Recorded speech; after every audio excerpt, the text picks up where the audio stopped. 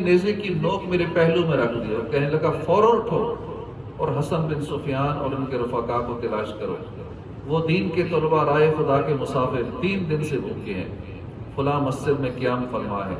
میں نے اس سوار سے پوچھا آپ کون ہیں؟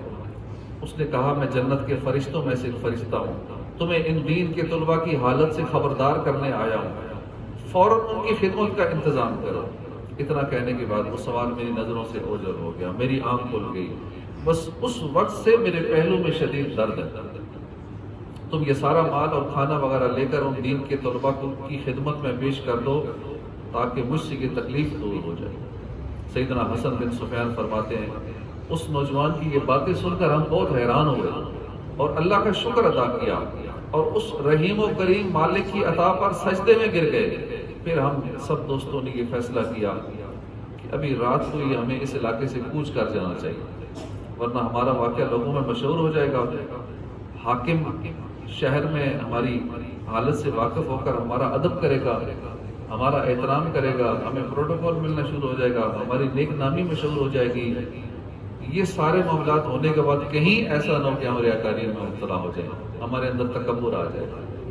چنانچہ ہم سب دوستوں نے راتوں رات وہاں سے سفر کیا، مختلف علاقوں میں چلے گئے۔ علم دین کی راہ میں ایسی مشقتوں اور تکالیف پر صبر و شکر کرنے کی وجہ سے ہم میں سے ہر ایک اپنے دور کا بہترین محدث اور ماہر فقیہ بنا، اور علم دین کی برکت سے ہمیں بارگاہ خداوندی میں اعلیٰ مقام عطا کیا۔ ہاں جی، سنا آپ نے کہ ہمارے بزرگان دین علم دین سیکھنے کے لیے کیسی کیسی مشقتیں برداشت کرتے تھے۔ بھوک اور پیاس، حالات کی تنگی بھی ان کے جذبہ علم دین کو ختم نہ کر سکی۔ ان اللہ والوں پر جب کوئی مصیبت اور آزمائش آ جاتی، یہ حضرات شکوے شکایت نہیں کرتے تھے کہ ہمیں آج کھانا نہیں ملا، 3 دن بھوکے پیاسے رہے۔ ان اللہ والوں پر جب بھی کوئی مصیبت آئے تو لوگوں سے شکوے نہیں کرتے، نماز اور اللہ کے اسماء مقدسہ کے ذریعے اللہ سے مدد طلب فرمایا کرتے تھے۔ زمانہ طالب علمی سے ہی گمنامی کی زندگی گزارنا انہیں بے حد پسند تھا۔ اپنی بڑائی چاہنے، لوگوں میں مشہور ہونے جیسی بری عادات سے ان کا دامن کبھی داغدار نہ ہوا۔ ان کے اخلاص کا عالم تو دیکھیے کہ جب انہیں یہ خوف لاحق ہو جاتا کہ کہیں ان کی شہرت اور واہ واہ نہ ہو جائے تو وہ اللہ والے اس جگہ کو ہمیشہ کے لیے خیر بات کہہ کر کسی اور جگہ تشریف لے جاتے کہ جہاں انہیں کوئی پہچاننے والا نہ ہو۔ لہٰذا ہمیں چاہیے کہ ہم بھی بزرگان دین کے نقش قدم پر چلتے ہوئے انتہائی ذوق و شوق کے ساتھ علم دین حاصل کریں، تکبر، طلب شہرت، حب جاہ جیسی خطرناک آفات سے بچتے رہیں، اخلاص کا دامن مضبوطی سے تھامے رکھیں، علم کے حصول میں آنے والے مشکلات اور پریشانیوں کو خندہ پیشانی کے ساتھ برداشت کریں، اللہ کی رحمت پر نظر رکھیں اور ہر حال میں اللہ کی رحمت پر بھروسہ کریں، کیونکہ جو لوگ اللہ کی ذات پر بھروسہ رکھتے ہیں اللہ پاک ان کے لیے آسانیاں پیدا فرما دیتا ہے۔ اس حکایت سے یہ بھی معلوم ہوا کہ علم دین ایسی چیز ہے جو انسان کو دین و دنیا میں معزز بنا دیتی ہے۔ مفتی امجد علی اعظمی فرماتے ہیں علم دین ایسی چیز نہیں جس کی فضیلت اور خوبیوں کے بیان کرنے کی حاجت ہو، ساری دنیا جانتی ہے کہ علم بہت بہتر چیز ہے، اس کا حاصل کرنا بلندی کی علامت ہے، یہی وہ چیز ہے جس نے انسانی زندگی کامیاب اور خوشگوار ہو جاتی ہے اور اسی سے دنیا اور آخرت سدھرتی ہے۔ یہی علم دین جو ہے ذریعہ نجات ہے، اسی کی قرآن و حدیث میں تعریفیں آئی ہیں اور اسی کی تعلیم کی طرف توجہ دلائی گئی ہے۔ قرآن کریم میں بہت سے مواقع پر اس کی خوبیاں صراحتاً یعنی واضح الفاظ میں یا اشارتاً بیان فرمائی گئی۔ اس دور میں کتنا آسان ہے علم حاصل کرنا، اس دور میں یہ تینوں دوست استاد کی تلاش میں نکلے، کتنا سفر کیا، اپنا ملک چھوڑا دوسرے ملک میں گئے۔ اب کتنا آسان ہے، اب گوگل کریں، یوٹیوب پہ دیکھیں، فوراً ہمیں سارے علماء، مفتیان کرام، پڑھانے والوں کی لسٹیں ہمارے سامنے آ جاتی ہیں، سب کی بنائی ویڈیوز، سارے کورسز ہمارے سامنے آ جاتے ہیں۔ سارا علم اب یوں سمجھ لیں کہ وہ بندے کے پاس آ گیا۔ پہلے تو جانا پڑتا تھا نا پیاسے کو کنویں کے پاس، اب کنواں پیاسے کے پاس آ گیا۔ علم دین سیکھنا ہر بندے کے ہاتھ میں آ گیا، کسی اور ملک جانے کی ضرورت نہیں ہے، کسی اور شہر جانے کی ضرورت نہیں ہے۔ اگر کوئی چاہے کہ مجھے گھر سے بھی نہ نکلنا پڑے، اس کے گھر میں، اس کے بیڈ روم میں، اس کے ہاتھ میں علم دین موجود ہے۔ پوری دنیا کے علم دین کا خزانہ چاہے دینی علم ہو، کسی بھی ٹاپک پہ اس وقت دنیا میں کچھ بھی سیکھنا چاہیں تو سارا کچھ موجود ہے۔ اب صرف ہماری وہ بے توجہی ہے، پھر بھی ہم غفلت میں پڑے ہیں۔ پہلے دور کے بزرگوں نے کتنی تکلیفیں برداشت کی، کھانے کے لیے کچھ نہیں ہوتا تھا، رہنے کے لیے نہیں ہوتا تھا، مسجد میں رہتے تھے، 3 دن بھوکے رہے، کھانا بس کہیں سے مل گیا تو کھا لیا، نہیں تو پراپر کھانے کا کوئی انتظام نہیں تھا۔ اس وقت مدارس کے اندر، جامعات کے اندر رہنے کا بہترین انتظام ہوتا ہے، پڑھانے کے حوالے سے بہترین اساتذہ ہوتے ہیں، کھانے کا بہترین انتظام ہوتا ہے۔ عام لوگ شاید بکرا ان کو نصیب ہو نہ ہو، جامعات کے اندر وہ مہینے میں کئی بار بکرے کھاتے ہیں، بہترین کھانا، سارے معاملات اچھے۔ اس کے باوجود دینی جامعات کے اندر طلبہ کی تعداد دیکھ لیں، دنیاوی اداروں میں طلبہ کی تعداد دیکھ لیں، واضح فرق نظر آتا ہے۔ علم دین سے دوری ہے۔ اللہ پاک دین کا علم سیکھنے کا ہمیں شوق عطا فرمائے، جذبہ عطا فرمائے۔ 28ویں پارے میں سورہ مجادلہ آیت نمبر 11 میں اللہ پاک فرماتا ہے یرفع اللہ الذی آمنوا منکم والذین اوتوا العلم درجات، اللہ تمہارے ایمان والوں کے اور ان کے جن کو علم دیا گیا درجے بلند فرمائے گا۔ قل هل يستوي الذین یعلمون والذین لا یعلمون، تم فرماؤ کیا برابر ہیں جاننے والے اور انجان؟ انما یخشی اللہ من عبادہ العلماء، اللہ سے اس کے بندوں میں وہی ڈرتے ہیں جو علم والے ہیں۔ بیان کرتا آیات مقدسہ سے ہمیں چند مدنی پھول حاصل ہوئے۔ مثلا علماء کرام بڑے درجے والے ہیں، اللہ پاک نے علماء کرام کے درجات کی بلندی کا وعدہ کیا۔ علماء کرام کو اللہ کے فضل و کرم سے دنیا اور آخرت میں عزت ضرور ملے گی۔ جب علم والے اور بے علم برابر نہیں تو اطاعت گزار اور فرما بردار اور غافل اور نافرمان کس طرح برابر ہو سکتے ہیں؟ علم والوں کی شان یہ ہے کہ وہ اللہ سے ڈرتے ہیں۔ علماء کرام کو عام لوگوں کے مقابلے میں زیادہ اللہ سے ڈرنا چاہیے، لوگوں کو بھی اللہ پاک سے ڈرنے کی ترغیب دینی چاہیے۔ علم والے بہت مرتبے والے ہیں، اللہ پاک نے اپنے خوف کو ان علم والوں میں منحصر فرمایا ہے۔ علم والوں سے مراد وہ ہیں جو دین کا علم رکھتے ہیں اور ان کے عقائد و اعمال درست ہوں۔ علماء کو اللہ نے کس قدر بزرگی اور مرتبہ عطا فرمایا ہے، ان فضائل کو مکمل طور پر بیان کرنا تو بہت مشکل ہے۔ علماء کی فضیلت اور عظمت قیامت کے دن کھلے گی، جب عام لوگوں کو تو حساب کتاب کے لیے روک لیا جائے گا، مگر علماء کو ان لوگوں کی شفاعت کے لیے روکا جائے گا۔ اللہ پاک نے قرآن مجید اور اس کے پیارے محبوب صلی اللہ علیہ وسلم نے احادیث مبارکہ میں علماء کی کثرت سے فضائل بیان فرمائے ہیں۔ علماء کے بارے میں فرمایا کہ اللہ پاک نے اپنا خوف اور خشیت علماء کے دلوں میں رکھی ہے، علماء کے درجات کو بلند فرمایا ہے، علماء کو دوسرے لوگوں پر فضیلت عطا فرمائی ہے، علماء کو علم سکھانے پر غزوات میں شرکت کا ثواب عطا فرماتا ہے، علماء کو آسمان ہدایت کے ستارے بنایا، علماء کو انبیاء کرام کا وارث بنایا، علماء کے لیے مقام شفاعت کا وعدہ فرمایا، علماء کو عبادت گزاروں پر فضیلت عطا فرمائی، علماء کو لوگوں کے لیے حقیقی رہنما قرار دیا، علماء کی مجلس کو انبیاء کرام کی مجلس کی طرح قرار دیا، علماء کی بے ادبی کو باعث حراکت قرار دیا، کئی صورتوں میں ان کی بے ادبی کو کفر قرار دے دیا، علماء کی مجلسوں کو سبب ہدایت فرمایا، علماء کی کثرت کو باعث خیر، علماء کی قلت کو باعث جہالت قرار دیا۔ معلوم ہوا کہ علماء کرام کا وجود دین و دنیا کی سعادتوں اور بے شمار خوبیوں کا جامع ہے۔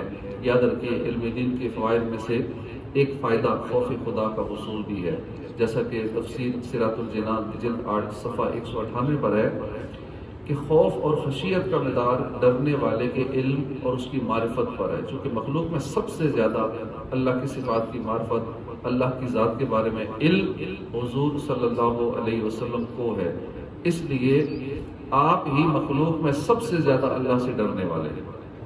صحیح بخاری اور صحیح مسلم کی حدیث میں سرکار دو عالم صلی اللہ علیہ وسلم نے فرمایا، اللہ کی قسم میں اللہ کو سب سے زیادہ جاننے والا ہوں اور میں سب سے زیادہ اللہ کا خوف رکھنے والا ہوں۔ لہذا لوگوں کو چاہیے کہ زیادہ سے زیادہ اللہ کی ذات و صفات کی صحیح طریقے سے معرفت اور علم حاصل کریں، تاکہ ان کے دلوں میں اللہ کا خوف زیادہ ہو۔ میٹھے اسلامی بھائیو، آپ نے سنا جو علم رکھتا ہے وہ دوسروں کے مقابلے میں اللہ کا خوف زیادہ رکھتا ہے، کیونکہ علم ایک ایسی صفت ہے جو انسان کو اللہ کی رضا کے مطابق زندگی بسر کرنے پر آمادہ کرتی ہے، اللہ کی ناراضی والے کاموں سے دور رکھتی ہے۔ جب وہ گناہ کرنے لگتا ہے، گناہ کا انجام اس کے پیش نظر ہوتا ہے، عذاب آخرت سے بھی خبردار ہوتا ہے۔ اگر بتقاضۂ بشریت کبھی گناہ کر بیٹھے، فوراً نادم ہو کر توبہ کر لیتا ہے۔ یہ خوبی دنیا کے کسی اور علم سے پیدا نہیں ہوتی، بلکہ علم دین ہی انسان میں اللہ کا خوف پیدا کرتا ہے۔ سیدنا معاذ بن جبل رضی اللہ عنہ سے روایت ہے، اللہ کے محبوب صلی اللہ علیہ وسلم نے فرمایا، علم حاصل کرو، کیونکہ اللہ کی رضا کے لیے علم سیکھنا خوف خدا ہے، علم تلاش کرنا عبادت ہے، علم کی تکرار کرنا تسبیح ہے، علم کی جستجو کرنا جہاد ہے۔ علم کے لیے جو آپس میں طلبہ بھی جامعات کے اندر تکرار کرتے ہیں، کسی بھی سبق کو یاد کرنے کے لیے بار بار ریپیٹ کرتے ہیں، آپس میں بحث مباحثہ کرتے ہیں، تو یہ بھی وقت ان کا عبادت میں شمار ہوتا ہے۔ یہ بھی ایسے جیسے اللہ کی تسبیح کر رہے ہیں۔ علم کی جستجو کرنا جہاد ہے، بے علم کو علم سکھانا صدقہ ہے، علم کو اہل پر خرچ کرنا قربت یعنی نیکی ہے، کیونکہ علم حلال اور حرام کی پہچان کا ذریعہ ہے، علم اہل جنت کے راستے کا نشان ہے، علم خوف میں باعث راحت ہے، علم سفر میں ہم نشین ہے، تنہائی کا ساتھی ہے، تنگ دستی اور خوشحالی میں رہنما ہے، دشمنوں کے مقابلے میں ہتھیار ہے، دوستوں کے نزدیک زینت ہے۔ اللہ علم کے ذریعے قوموں کو بلندی اور برتری عطا فرما کر بھلائی کے معاملے میں قائد اور امام بنا دیتا ہے، پھر ان کے نشانات اور افعال کی پیروی کی جاتی ہے، علماء کی رائے کو حرف آخر سمجھا جاتا ہے، ملائکہ علماء کی دوستی میں رغبت کرتے ہیں، ان کو اپنے پروں سے چھوتے ہیں، علماء کے لیے ہر خشک و تر چیز، سمندر کی مچھلیاں، جاندار، خشکی کے درندے چوپائے استغفار کرتے ہیں۔ علم جہالت کے مقابلے میں دلوں کی زندگی ہے، علم تاریکیوں کے مقابلے میں آنکھوں کا نور ہے، علم کے ذریعے بندہ اولیاء کرام کی منازل کو پا لیتا ہے، دنیا اور آخرت میں بلند مرتبہ پر پہنچ جاتا ہے۔ علم میں غور و فکر کرنا روزوں کے برابر ہے، علم سیکھنا سکھانا نماز کے برابر ہے، علم کے ذریعے صلہ رحمی کی جاتی ہے، رشتہ داروں سے بھلائی کی جاتی ہے، علم سے حلال و حرام کی پہچان حاصل ہوتی ہے، علم عمل کا امام ہے اور عمل اس کے تابع ہے، خوش بختوں کو علم کا الہام کیا جاتا ہے جبکہ بد بختوں کو علم سے محروم کر دیا جاتا ہے۔ تو علم دین حاصل کرنے والے خوش نصیب کے لیے کیسی خوشخبری ہے، یہ بھی بات ذہن نشین کر لیجیے کہ جو چیز جتنی اہم ہوتی ہے بسا اوقات اس کو حاصل کرنا بھی اتنی مشکل ہوتا ہے۔ طرح طرح کی رکاوٹیں، پریشانیاں، مشکلات انسان کے سامنے کھڑی ہوتی ہیں، پھر وہی شخص کامیاب ہوتا ہے جس کے ارادے مضبوط ہوں، نیت صاف ہونے کے ساتھ ساتھ رب کائنات کی ذات پر یقین کامل بھی ہو، کیونکہ علم کا حصول ایسی چیز ہے جسے حاصل کرنے میں نہ صرف دنیاوی مشکلات سامنے آتی ہیں بلکہ شیطان بھی طالب علم دین کے ذہن میں طرح طرح سے وسوسے پیدا کرتا ہے اور اس عظیم نعمت سے محروم کرنے کی پوری کوشش کرتا ہے۔ جس پر شیطان لعین کا یہ وار چل جائے تو وہ اسے اپنی بہت بڑی کامیابی تصور کرتا ہے، بہت خوش ہوتا ہے۔ ملفوظات اعلی حضرت میں ہے کہ بعد نماز عصر شیاطین سمندر پر جمع ہوتے ہیں، عصر کے بعد شیاطین سمندر پر جمع ہوتے ہیں، ابلیس کا تخت لگتا ہے، شیطان کے جتنے وہ چیلے ہیں، شیاطین ہیں، وہ کارکردگی پیش کرتے ہیں، دن بھر کی کارگزاری پیش کرتے ہیں۔ کوئی کہتا ہے اس نے اتنی شرابیں پلوائیں، کوئی کہتا ہے اس نے اتنی بدکاریاں کروائیں، کوئی کہتا ہے اس نے فلاں گناہ کروائے۔ کسی نے کہا میں نے آج فلاں طالب علم دین کو پڑھنے سے باز رکھا، شیطان یہ سنتے ہی اچھل پڑتا اور اپنے تخت سے نکل کر اسے گلے لگا لیتا ہے، انتا بس تو نے کیا، تو نے کام کیا، سب سے زبردست کام تو نے کیا۔ اور شیاطین کی کیفیت دیکھ کر جل گئے، کہنے لگے کہ اتنے بڑے بڑے کام ہم نے کیے، ہمیں شاباش نہیں ملی اور اس نے تو چھوٹا سا کام کیا۔ اس شیطان کے چیلے کو، یہ طالب علمی کو، صرف طالب علم دین کو ایک چھٹی کروائی، اتنی شاباش اس کو ملی۔ ابلیس بولا تمہیں نہیں معلوم کہ اس نے کیا کام کیا، اور جو تم نے کیا اس کے مقابلے میں اس نے کتنا بڑا کام کیا۔ سب اسی علم دین پڑھنے سے روکنے والے کا صدقہ ہے۔ جو تم نے کیا نا، بدکاریاں کروا دی، فلاں کام کروایا، شرابیں پلوا دی، یہ سارا اس کی وجہ سے ہوا جو اس نے کام کیا، کیونکہ اسی وجہ سے تو سارے گناہ ہوئے۔ اگر دینی علم ہوتا تو وہ لوگ گناہ ہی نہ کرتے، نہ شرابیں پیتے، نہ بدکاریاں کرتے، نہ اور گناہ کرتے۔ اصل کام تو کسی نے کیا، اس نے طالب علم کو دین سے روک دیا۔ شیطان جس قدر علم دین سیکھنے سکھانے والوں سے دشمنی رکھتا ہے، کسی اور سے نہیں رکھتا۔ انہیں علم دین سے دور کرنے کے لیے طرح طرح کے وسوسے ڈالتا ہے، اور یہ حقیقت ہے کہ راہ علم کا سفر آسان نہیں ہے، مگر شوق کی سواریاں پاس ہوں تو پھر دشواریاں منزل تک پہنچانے میں رکاوٹ نہیں بنتی۔ ہمارے بزرگان دین بڑے شوق اور لگن کے ساتھ علم دین حاصل کیا کرتے تھے۔ سیدنا عبداللہ بن عباس فرماتے ہیں رسول اللہ صلی اللہ علیہ وسلم کی ظاہری وفات کے وقت میں کم عمر تھا، اپنے ایک ہم عمر انصاری لڑکے سے میں نے کہا کہ چلو اصحاب رسول سے علم حاصل کرتے ہیں، کیونکہ ابھی وہ بہت ہیں۔ انصاری نے جواب دیا ابن عباس تم بھی عجیب آدمی ہو، اتنے اصحاب کی موجودگی میں لوگوں کو بھلا تمہاری کیا ضرورت پڑے گی؟ اس پر میں نے انصاری لڑکے کو چھوڑ دیا اور خود علم حاصل کرنے لگ گیا۔ بارہا ایسا ہوا کہ معلوم ہوتا کہ فلاں صحابی کے پاس فلاں حدیث ہے، میں اس کے گھر دوڑا جاتا، اگر وہ آرام کر رہے ہوتے تو میں اپنی چادر کا تکیہ بنا کر ان کے دروازے کے باہر ہی لیٹ جاتا، ان کا انتظار کرتا رہتا۔ گرم ہوا میرے چہرے کو جھلسا دیتی، مٹی میرے چہرے پر، جسم پر، بالوں پر پڑتی رہتی۔ جب وہ صحابی باہر آتے مجھے اس حال میں پاتے بہت متاثر ہوتے، کہتے رسول اللہ کے بھتیجے آپ کیا چاہتے ہیں؟ میں کہتا سنا ہے آپ کے پاس فلاں حدیث آپ روایت کرتے ہیں، اسی کی طلب میں حاضر ہوا ہوں۔ وہ کہتے آپ نے کسی کو بھیج دیا ہوتا، میں خود چلا آتا۔ میں جواب دیتا نہیں، اس کام کے لیے خود مجھے ہی آنا چاہیے تھا۔ اس کے بعد یہ ہوا کہ جب اصحاب رسول گزر گئے تو وہی انصاری دیکھتا کہ لوگوں کو میری کیسے ضرورت ہے، اور حسرت سے کہتا ابن عباس تم مجھ سے زیادہ عقل مند۔ محدث اعظم پاکستان مولانا سردار احمد قادری رحمۃ اللہ علیہ کو مطالعے کا اتنا شوق تھا کہ مسجد میں نماز باجماعت میں کچھ تاخیر ہوتی تو کسی کتاب کا مطالعہ شروع کر دیتے۔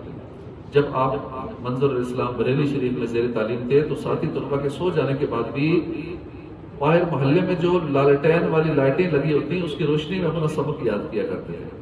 آپ کے اساتذہ کو اس بات کا علم ہوا کہ انہوں نے آپ کے کمرے میں لالٹین کا انتظام کر دیا، یعنی اس دور میں لالٹین کا انتظام کرنا بھی ایک اچھا خاصا کام تھا۔ یہ جو بتی جس میں تیل ڈال کے بتی جلایا کرتے تھے، کتنی تھوڑی سی روشنی ہوتی ہے۔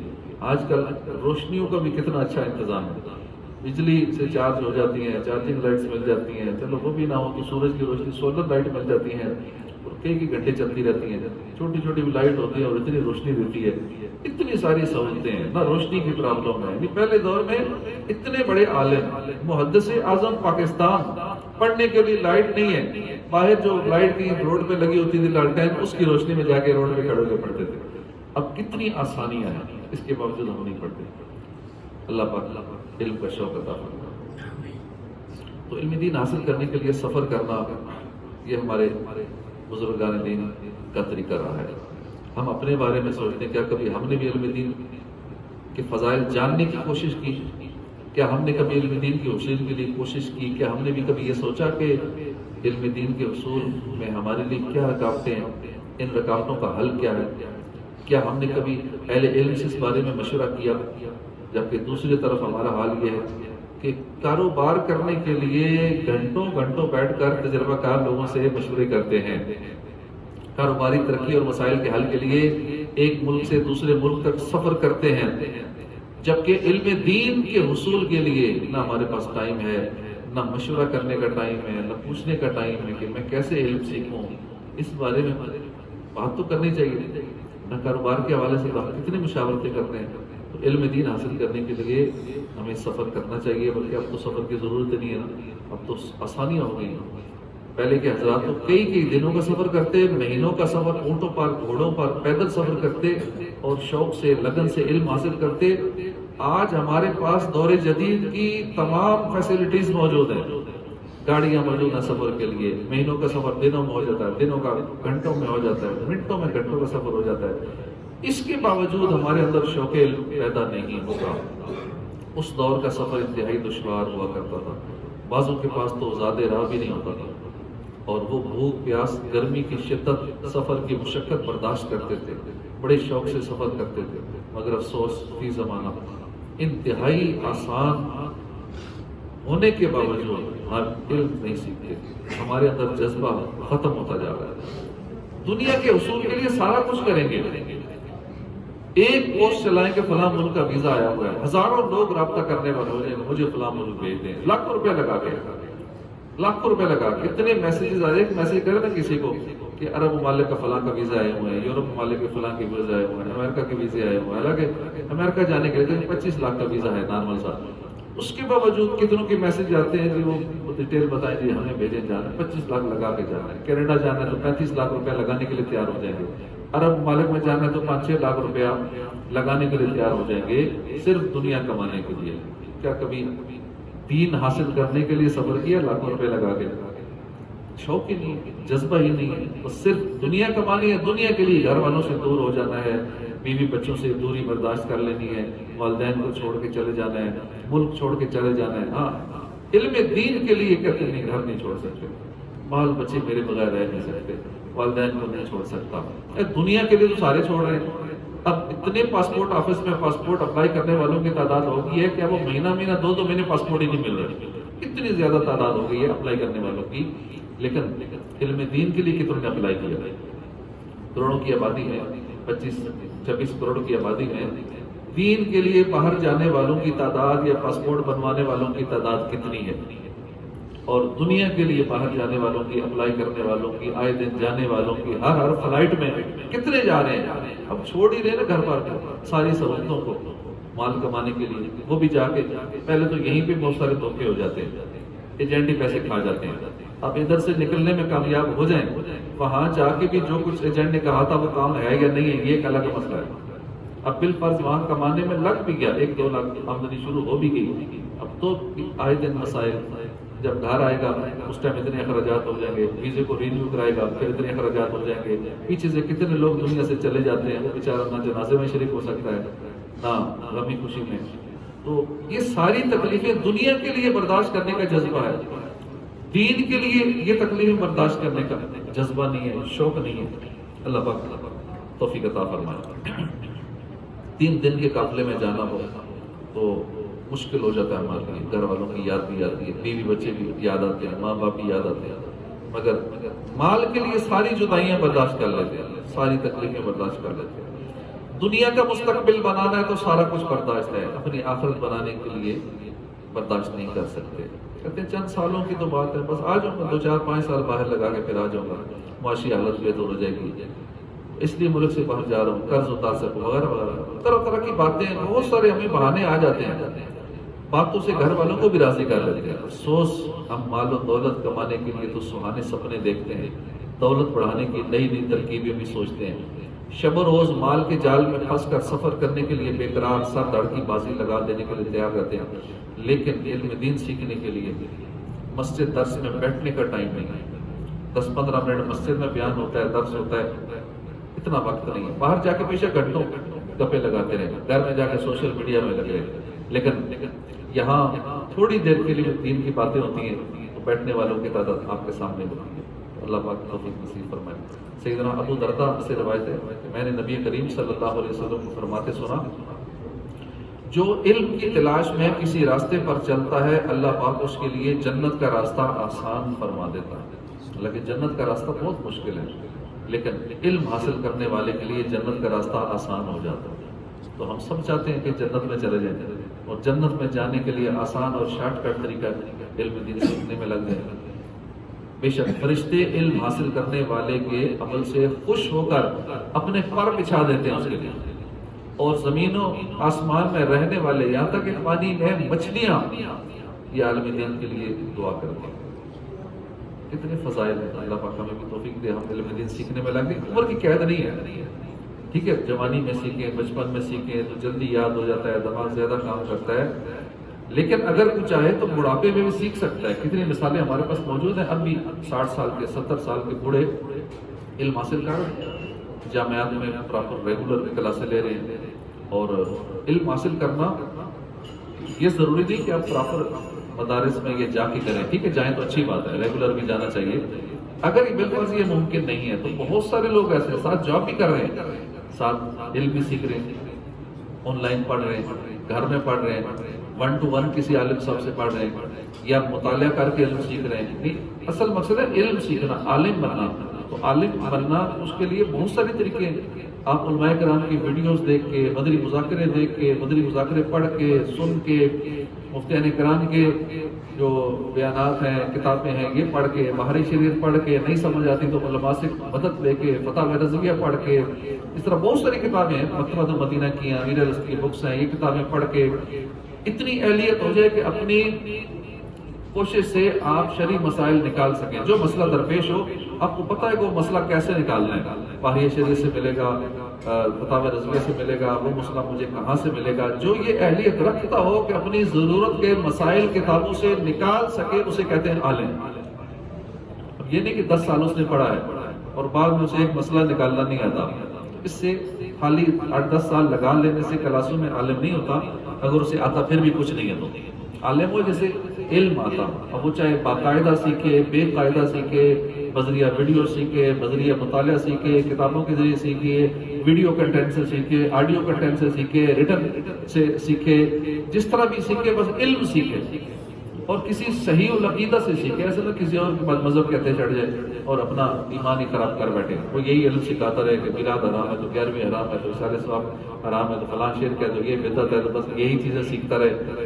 پھر بعد میں قبر میں جا کے پتہ لگے کہ میں نے کیا کیا، ساری میری محنت ہی ضائع ہو گئی. اس لیے رائٹ ڈائریکشن میں صحیح العقیدہ کے پاس مفتیان کرام جو واقعی صحیح العقیدہ ہیں، عاشقان رسول علماء، کسی خارجی کہتے نہ چڑھ جائے، کسی رافضی کہتے نہ چڑھ جائے. کوئی صحابہ کو برا بھلا کہہ رہا ہے، کوئی اہل بیت کو برا بھلا کہہ رہا ہے، تو اہل حق علماء کے پاس سیکھے جو کہتے ہیں کہ ہر صحابی نبی جنتی، ہر صحابیات بھی جنتی.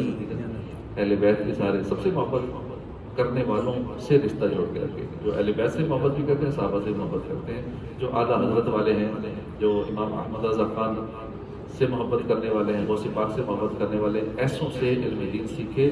تو ہم اب بھی سیکھ سکتے ہیں، اور سیکھتے سیکھتے جب دنیا سے جائیں گے تو انشاءاللہ طالب علمی کی حالت میں مریں گے تو انشاءاللہ کوئی نہ کوئی صورت بخشش بن جائے گی. لیکن یا عالم بنو، یا طالب علم بنو، یا ان کی خدمت کرنے والے بنو، اس کے علاوہ کچھ نہ بننا، ورنہ پھر اللہ کرنا. ہم یہی یا تو عالم بن جائیں، چلو نہیں بن سکتے بننا شروع کر دیں، طالب علم بن جائیں. طالب علم تو ساری زندگی طالب علم ہی بنا، کبھی یہ نہیں کہہ سکتے کہ میں نے سارا کچھ سیکھ لیا. تو سیکھنے کا پروسیس تو ماں کی گود سے لے کر گور تک یہ جاری رہنا چاہیے، اور اسی میں ہماری نجات کا ذریعہ ہے. اور سارا وقت انشاءاللہ عبادت میں ہی گزرے گا. نوافل سے بھی بڑھ کر ہے علم دین سیکھنا. پوری رات ایک بندہ نفل پڑھتا ہے اور ایک بندہ ایک شرعی مسئلہ سیکھ لیتا ہے، قرآن کی ایک آیت کو سمجھ لیتا ہے، وہ اس پوری رات عبادت کرنے والے سے کیا مدد دیتا ہے. علم دین سیکھنے کا اتنا ثواب ہے. اللہ پاک ہمیں شوق عطا فرمائے اور اپنے بچوں کو جامعات میں داخل کروائیں. رمضان میں عموماً داخلے شروع ہو جاتے ہیں، رمضان کے بعد جامعات میں کلاسز شروع ہو جاتی ہیں. جن سے ہو سکے، جو جاب کر رہے ہیں یا اب وقت نہیں نکال سکتے، کاروبار کر رہے ہیں، وہ تو ریگولر داخلہ نہیں لے سکتے، وہ آن لائن پڑھ رہے ہیں، آف لائن پڑھ رہے ہیں. جس کو اس دور میں تو جس کو سوال کرنا آ گیا نا کہ میں نے گوگل سے کیا پوچھنا ہے، میں نے یوٹیوب سے کیا پوچھنا ہے، جس کو سوال کرنا آ گیا وہ بہت کچھ سیکھ سکتا ہے. وہ اپنی دنیا بھی سنوار سکتا ہے، وہ اپنی آخرت بھی سنوار سکتا ہے، وہ ہر طرح کا علم حاصل کر سکتا ہے. یہی سب سے اہم چیز اس وقت پوچھنا کیا ہے. صحیح پوچھیں گے تو صحیح چیز ملے گی، غلط سوال کریں گے تو غلط چیز ملے گی. تو اس لیے پوچھیں، عالم بنیں، علم دین سیکھنے، شرعی مسائل سیکھیں. اللہ پاک ہمیں بس توفیق عطا فرمائے، علم دین سیکھنے کا جذبہ ملے، کیونکہ یہ دل کی غذا ہے. امام غزالی فرماتے ہیں، فتح مصلی نے سچ فرمایا کہ ایک مرتبہ فتح مصلی نے حاضرین سے پوچھا کہ مریض کو کھانے پینے دوا سے روک دیا جائے تو کیا وہ مر نہیں جاتا؟ لوگوں نے عرض کی مر جائے گا. تو آپ نے فرمایا یہی دل کا معاملہ ہے. 3 دن تک اگر علم و حکمت سے دل کو روکا جائے تو یہ بھی مر جاتا ہے. تو امام غزالی فرماتے ہیں فتح مصلی نے سچ فرمایا، کیونکہ دل کی غذا علم و حکمت ہے، اور ان دونوں سے دل زندہ رہتا ہے. جیسے جسم کی غذا کھانا پینا ہے، بس جس نے علم کو نہ پایا اس کا دل بیمار ہے اور اس کی موت یقینی ہے، لیکن اسے اس بات کا شعور نہیں ہوتا کہ میرا دل مردہ ہو رہا ہے. کیونکہ دنیا میں مشغولیت اس کے اس احساس کو ختم کر دیتی ہے. جب موت ان مشاغل کو ختم کر دیتی ہے تو وہ بہت زیادہ محسوس کرتا ہے اور پھر افسوس کرتا ہے کہ میرا دل تو سویا ہوا تھا، میرا دل تو مردہ تھا. ابھی تو مصروف ہے نا، توجہ کبھی جاب کی طرف ہے، کبھی گھر والوں کی طرف ہے، سارا دن کا شیڈول ایسا ٹف چل رہا ہے کہ یہ کرنا ہے، یہ کرنا ہے، یہ کرنا ہے، ابھی توجہ نہیں ہے اس طرف.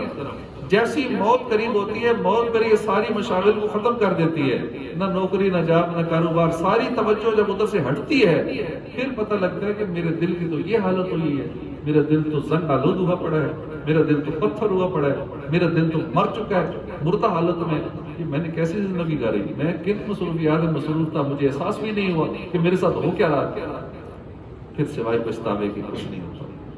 اور اس فرمان عالی شان الناس نیام فاذا ماتوا انتبہوا، لوگ سوئے ہوئے ہیں، جب مر جائیں گے تو لوگ بیدار ہو جائیں گے، اس سے یہی مراد ہے کہ ابھی لوگ سوئے ہوئے ہیں، روح نکلے گی پھر جاگیں گے، پھر آنکھ کھلے گی، ساری حقیقت سامنے آ جائے گی، اس سے پہلے پہلے جاگ جائیں۔